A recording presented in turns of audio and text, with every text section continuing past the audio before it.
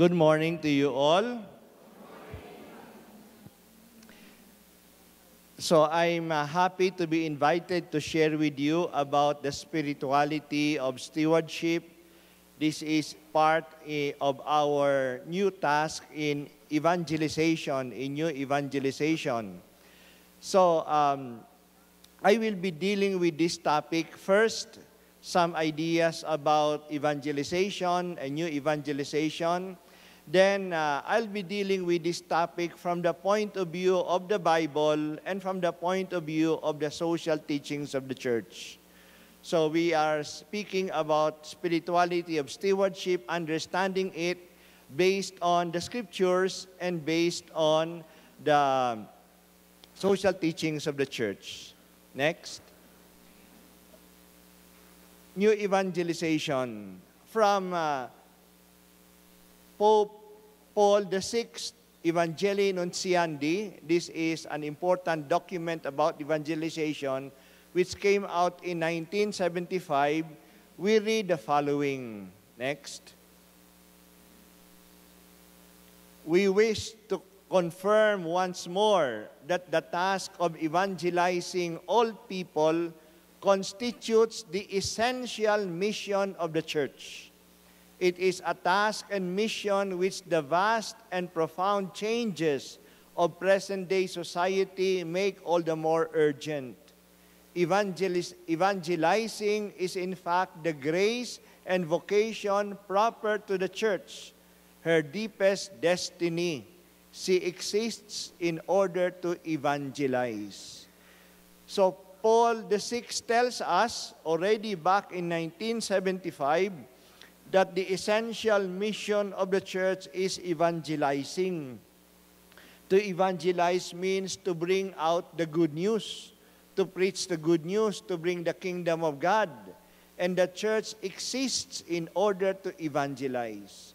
So whatever we do in the church, it is in function of evangelizing, of bringing out the good news. We continue the mission of Jesus in telling the world that the kingdom of God is here among us. Next. From the Lenten message of Benedict XVI. By the way, I will leave this PowerPoint with you. You can share and use this PowerPoint. And as much as possible, I try to quote verbatim from the documents of the church so that we may be familiar with the documents and to show that our teachings are really based on the official teachings of the church. Benedict XVI, before he resigned, he came out with the Lenten message for 2013. And this is a quotation from that Lenten message. The greatest work of charity is evangelization, which is the ministry of the word. There is no action more beneficial and therefore more charitable towards one's neighbor than to break the bread of the Word of God, to share with him the good news of the gospel, to introduce him to relationship with God.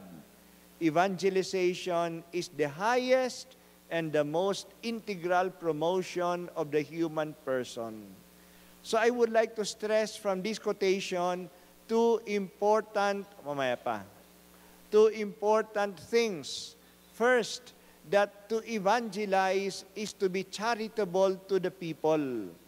Kasi iyan po yung isang mabuting gawa na magagawa natin, isang kawang gawa na ipakilala sila sa Diyos, na ipaliwanag ang salita ng Diyos sa kanila. Pangalawa, that breaking about the good news, evangelizing, is part of the work of human promotion. We promote peoples, we develop peoples, especially as church, by bringing them to a relationship with God. So that means that human promotion is not only giving them a job, it's not only feeding them, it's not only healing their bodily sicknesses, but also bringing them closer to God. This is part of human promotion. And we see this same idea from another document of Paul VI. Next. So Paul VI, Sinabi niya sa isang encyclical niya rin, Populorum Progressio, and that encyclical is about the promotion of peoples, the progress of peoples. And he wrote, the proclamation of Christ is the first and principal contributor to development. It is the primordial truth of the love of God for us, lived and proclaimed, that opened our lives to receive this love and makes possible the integral development of humanity and of every human being. Ngayon po, maraming pinag-uusapan ng development at ang tingin ng mga tao sa development, kapag may bahay sila, kapag may trabaho sila, kapag nakapag-aral, development na yan. Totoo, bahagi yan ng development. But there is another aspect of development that we should not forget, that a person is fully developed when he realizes who he is in front of his Creator.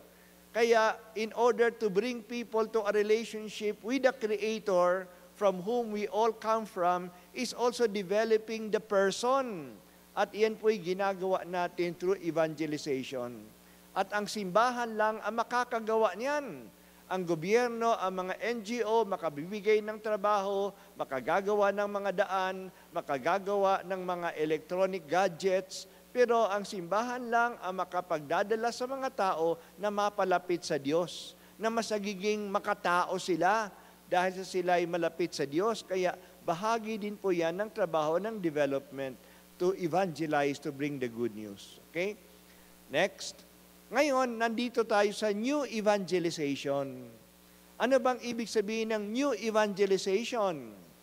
New evangelization cannot be new in its content, since its very theme is always the one basic Christian message, salvation through Jesus Christ. Hindi ibig sabihin na may bagong mensahe tayo. Parehong mensahe yan na walang iba kundi si Jesus, kaligtasan kay Jesus, na tayo'y nauugnay sa Diyos sa pamamagitan ni Jesus. Yan yung evangelization. And why do we call it therefore new? What is new in the new evangelization? Evangelization can be new in its ardor, new in its methods, and new in its expressions, because the one same message must be adapted to the people of our day. So it is new because there is more zeal. It is new because it is presented in a way that is understandable to the people of our times. It is new because the faith is expressed in a way that is compatible with the mentality of our times. In this sense, it is new evangelization. Kaya ang pag-uusapan po natin ngayon ay ang papel ng spirituality of stewardship dito sa new evangelization. And you would see that spirituality is not something new. Stewardship is not something new. But we should do it with more ardor. We should do it in a way that is people can understand. Then it becomes new evangelization. Itong spirituality of stewardship. So let's go now to what do you mean by spirituality? Next slide, please. Spirituality. Nauli na kayo. Next slide. Spirituality. Spirituality is the source, the well that gives me life. Tuloy, spirituality is the source, the well that inspires me. Spirituality is the source, the well of my vitality. Spirituality is where I can draw strength from each day, every day. So that's what we mean by spirituality. Spirituality is the inspiration. Spirituality is the motivation. Spirituality is the one that urges us, that gives us strength, that we may continue what we are supposed to do. So ang pag-uusapan natin dito, hindi mga methods of stewardship, hindi mga pamamaraan, ngunit ang mga motivation. Bakit tayo dapat maging mga steward? So we're speaking about the elements of the spirituality of stewardship.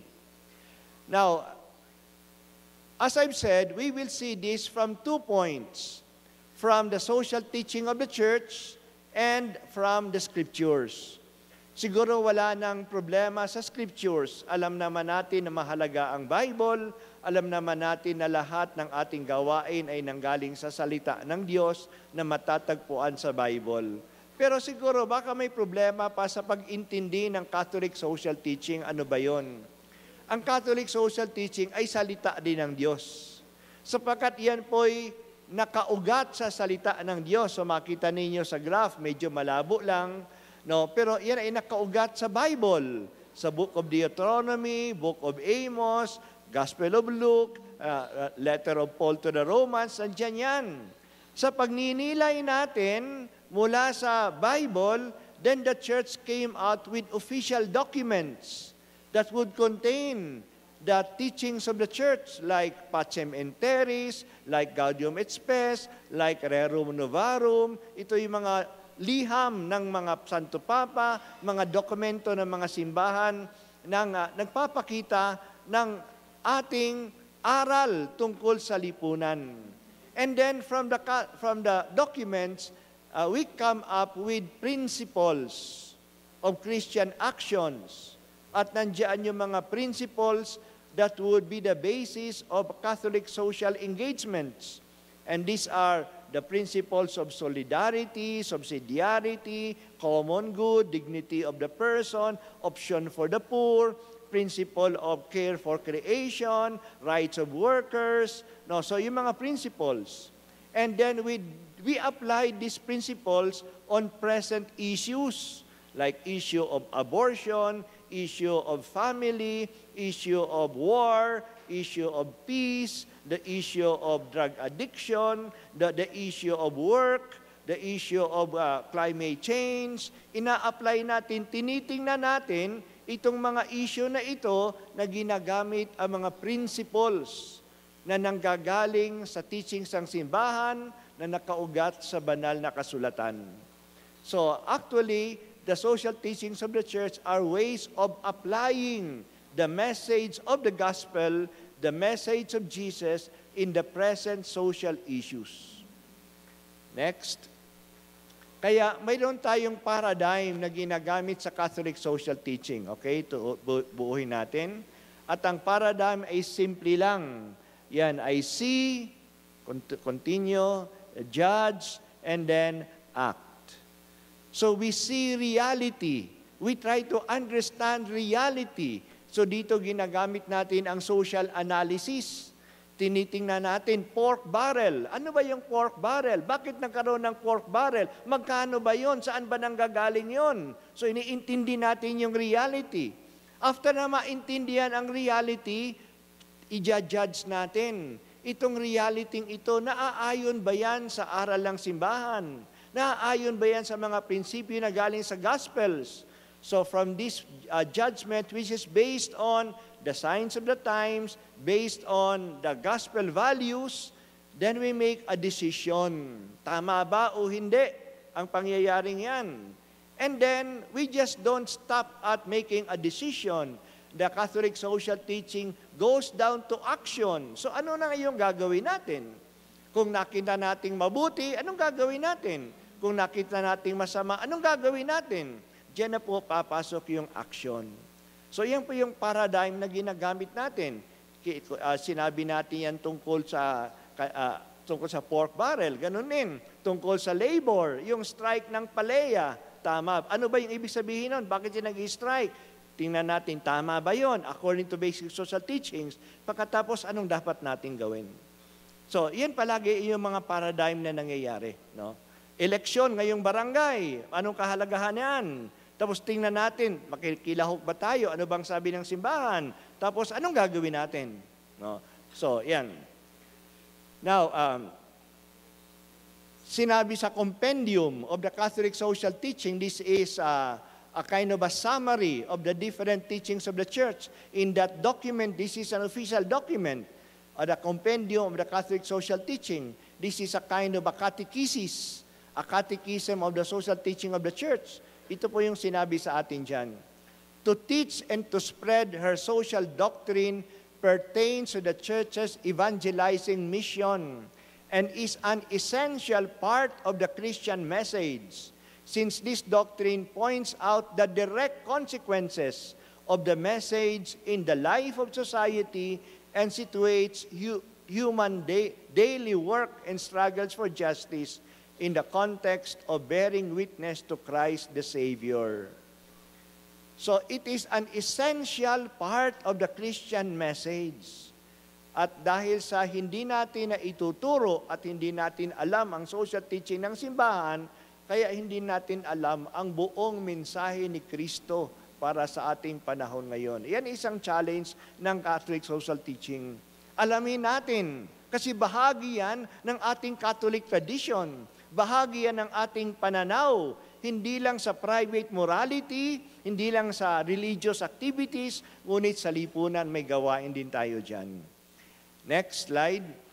In fact, in the Instrumentum Laboris, number 124, before the last synod, alam niyo po, ang last synod natin na ginawa noong October ay on the new evangelization. Nag-aantay pa tayo ng official document that will come from that. Maybe it will come by November. Now, when they make the synod, it is a mode of consultation, consulting the whole church. Somebody makes a document. And that document about that topic is brought out to the different church bodies, to universities, dioceses, congregations, groups, parishes, and they are asked to comment on that document. The comments are brought back to Rome, and all these comments are so consolidated. And once they are consolidated, they are brought to the Synod Fathers, to the participants of the Synod, and it is called now Instrumentum Laboris. The first draft is called Lineamenta. The second draft, which is the Instrumentum Laboris, is the rough draft, the working paper that the Synod Fathers will use. Sa isang bahagi ng Instrumentum Laboris, for the last Synod, nabasa po natin ang nakalagay. Many responses call for the remotivation of all those who are baptized so that each can respond with greater dedication to the specific task of evangelizing through applying the social doctrine of the church and living the faith in the world by seeking the true good of everyone, by respecting and promoting the dignity of every person, and even to the point, especially in the case of the lay faithful, karamihan sa inyo, of becoming actively involved in society and civic life.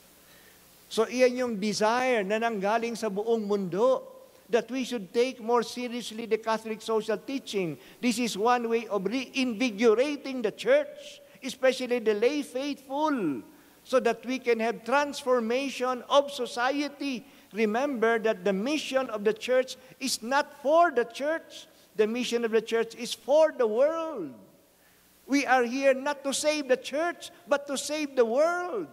Jesus has come to bring salvation to the world.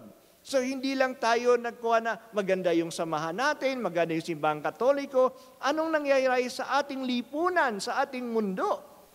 And an instrument of that is the social teaching of the church. Ito, ganito tayo gagalaw sa mundo natin bilang Kristiyano, bilang tagasunod ni Jesus. Kaya napakahalaga ang social teaching of the church. Okay, introduction lang yan. No? Ang halaga ng evangelization, new evangelization, Catholic social teaching. Ngayon, nandito na tayo sa stewardship. So, terminology. Continue, please. The word steward came from an Old English word, the Anglo-Saxon steward. He is the person in charge of feeding the people in the estate. Hence, the steward came to mean as the one who was responsible to the lord of the estate for managing essential resources and functions. So here, from the root itself of the word steward, we already have important elements of what it means to be a steward. First and foremost, the steward is not the owner. There is somebody who owns the estate. He is not the owner. But even if he is not the owner, he has authority. He has a function. He manages in the name of the owner. And because he is not the owner, and he does that for the sake of the owner, he is accountable to the owner. No? Kasi pinamamahala niya. Kaya sa atin, ang tawag natin ay tagapamahala o kaya katiwala. Pinagkakatiwala sa kanya, hindi kanya pinagkakatiwala sa kanya. Yan po yung basic understanding natin ng steward. Okay, next slide please. So we have these elements of a steward. What are the basic elements behind the steward? The steward is first and foremost not the owner, as we've said, but he has responsibility in managing. No, siya ang nagmamanage, may pananagutan siya, may responsibility siya. And he should manage according to what the owner wants because it is not his own. So therefore, he should follow the wish of the owner. That means he should be in touch with the owner. Paano ko ba aalagaan yung kotse mo? Paano ko ba aalagaan yung inyong mga baboy? Paano ko ba aalagaan yung bahay mo? Yan tinatanong niya yan. And then we'll have to answer to the owner at a certain time. Mananagot siya. No, kasi katiwala lang nga siya, tagapamahala lang. So yan po yung basic understanding ng steward natin. Now, when we speak about stewardship, next slide, we are speaking about a way of life. It is not only special activities. It is a way of life, therefore it comes under the motivation of spirituality. It is not just made up of special programs or special activities, but it is the way we live our life. And it covers all aspects of life, not just money, not just the environment. So, ang pananaw na ako ay steward sa lahat ng pagkilos ko, ay dapat ipakita ko na steward ako. Hindi lang ng aking pera, ngunit ng lahat ng bagay ng aking buhay. Ano yung mga scope ng stewardship?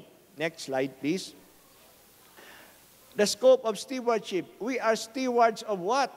Stewards of life. Napakahalaga yan. Stewards of life.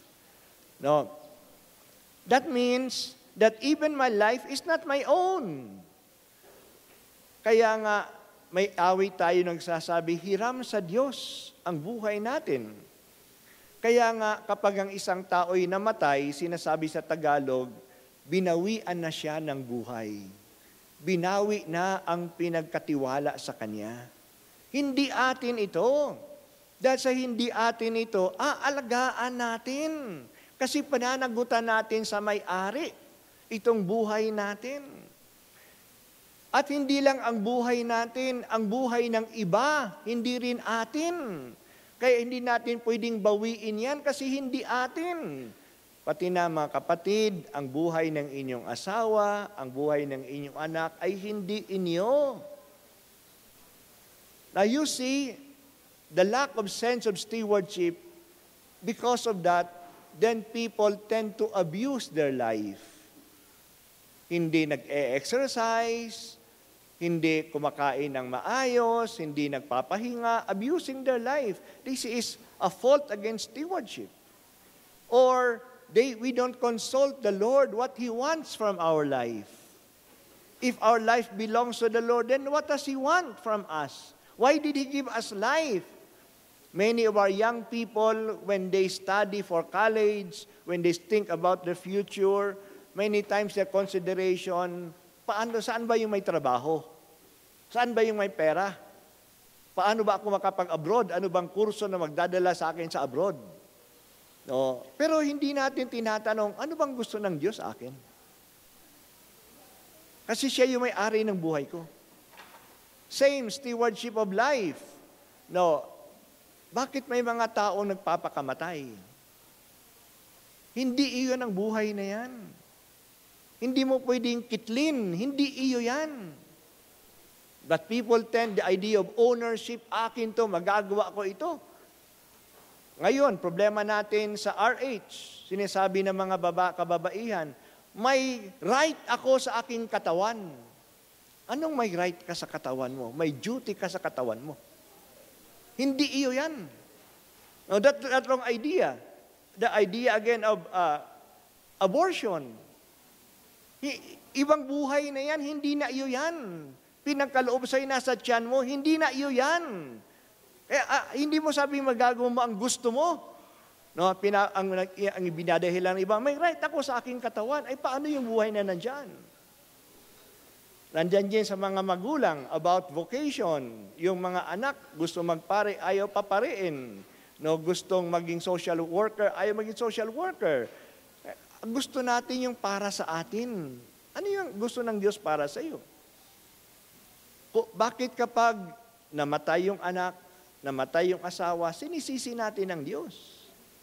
Ikaw ba ang may hawak ng buhay niya? Iyo ba yan? Pinagkatiwala lang sa iyo. Ba't magalit ka sa Diyos? Siya yung may-ari. So, we have to, again to change our view about life, no, about the family. Yan ay katiwala lamang tayo. Kaya habang nandyan, aalagaan natin. Kapag panahon na, panahon na. And stewardship of the environment. Also, the environment is not ours. It's a gift given to us. We cannot use it as we want. The environment is not only a source of money, a source of riches, but it is something that we should take care of and not only exploit. So that sense of care, no, for the environment. Next slide. Stewardship of time. Even my time is not my own. Time is a gift. But how many times we see people killing time? No, walang magawa. Killing time. We see a lot of people wasting their time. You know, we will be responsible for the time that we have. Do we maximize the time that we have? Ngayon, ang problema natin, ang dami na nating mga gadget para madaliin ang buhay natin. Hindi na tayo maglalaba, nandyan yung washing machine. Hindi na tayo susulat, nandyan na yung laptop, nandyan yan. Madali. Madali nga. Pagkatapos, dami tayong free time, anong ginagawa? Buong araw naglalaro ng video games. Buong araw nagsurfing sa internet. No, buong araw nanonood ng TV. Ang dami nating technology gave us a lot of opportunities to save time, and then we don't know how to use our time. Problema yan. Pag-uisipin natin, pananagutan natin ang mga oras na nasasayang din natin. Next slide, please. We are stewards of faith. Even the faith is not ours. Faith is a gift. Do we thank God for the gift of faith? And not only thank God for it, but develop our faith? Share our faith? Na hindi lang para sa atin yan? Pinapalalim ang ating pananampalataya? Hindi winawala ang pananampalataya? Or do we just lose our faith? We don't take care of our faith. So we see that also we are stewards of the faith. It has been passed on to us, not to remain with us, but to pass on to the others. We are not only hearers of the word, we're also called to be heralds of the word. No. Next, we are stewards of property, treasure, or our money. Again, just to show you that these things are not ours, when we die, we cannot bring any of these with us. That's why Job said, I came naked and I will live naked. I brought nothing into the world. I will bring nothing with me from this world. So iiwan natin yan. Marami tayong problema sa conflict sa lupa. Lupa sa land reform. No, lupa sa mga indigenous peoples. At sinabi na, akin ang lupang ito. Anong iyong lupang yan? Anong hawak mo? Lupa? Hawak mo papeles? Mamamatay ka, ang lupa maiiwan. Kaya mas maganda ang pananaw ng mga katutubo, hindi ikaw ang may-ari ng lupa, ang lupa ang may-ari sa'yo. Babalik ka sa lupa. No, we are only stewards of this. Even the money, but my money, this is my salary. I worked for it. Yes, you worked for it. With what? With your life, with your intelligence, with your talents. Is life yours? Is your intelligence yours? Ultimately, hindi ako may-ari. Then do I ask the owner, what does he want from the property that I have? So then we will say, am I responsible for the things that I have? Okay. Next. We are stewards of vocation and position. You are stewards of the vocation. You are called to married life. Take care of that marriage because you have to answer to God. I am called to the priesthood. I should take care of my priesthood. And I should grow in my priesthood. No, because it is just a gift given to us. It is not ours. Positions, even positions in any organization, positions in the church, positions in the government. You are stewards, katiwala ka lang. Pero ang nangyayari sa atin ngayon, nawala na ng sense of stewardship, nandiyan yung sense of ownership, na ayaw nang umalis sa posisyon. Kaya may problema tayo sa political dynasties. As if the position belongs to the family. And they will fight with all their might to keep that position.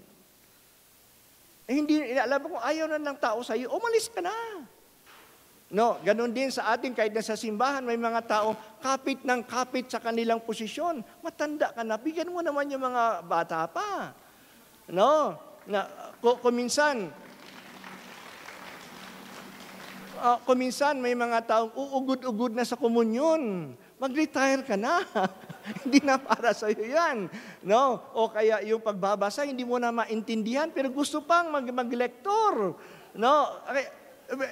This is only a trust given to us. We should not say na akin na yan. No. And then, next, we are also steward of capabilities and opportunities. The capabilities that we have, our talents, that you are able to go to school, you're exposed to so many opportunities. Make use of this. Hindi lang para sa iyo yan. Pati nga yung mga opportunities like this seminar. You attend this seminar not just for you. So we have an obligation to share the seminar to the others. No, yung mga opportunities binigay sa atin. Kasi kung hindi, nagtapos na sa atin yan. Ay hindi. No. So you see that really stewardship is a way of life. It's a way of looking at reality of who you are. Okay? So, yan yung scope ng stewardship. Malawak pa lang scope niya. Next. No, so, I will develop stewardship from these 5 points of view. No? Ewan ko lang kung aabutin tayo ng oras natin. Ano yung 5? Una, no? Stewardship from the point of view of our identity. Who we are. Who are we? We are creatures with a mission. Second, stewardship leads to reverence and awe and an attitude of profound respect, seeing God in all and all in God. If we are not the owners, it has been gifted to us, then we are in awe at the gift, awe in front of life, awe in front of nature, awe in front of our talents. Kung may awe, then there is respect. Sad to say, many people have lost the sense of awe. Nandiyan na yung, ano bang magagamit ko dyan? Ano bang mapapakinabangan ko dyan? Nawala na yung pagkahanga sa mga pagkakataong ibinigay. Third, a sign of gratitude. If we are in awe, then we are grateful. I'm grateful for life. I'm grateful for the environment. I'm grateful for my time. I'm grateful for my faith. This is part of the attitude of a steward. Grateful na pinagkatiwalaan tayo. Next. Then there is the call to trust in God.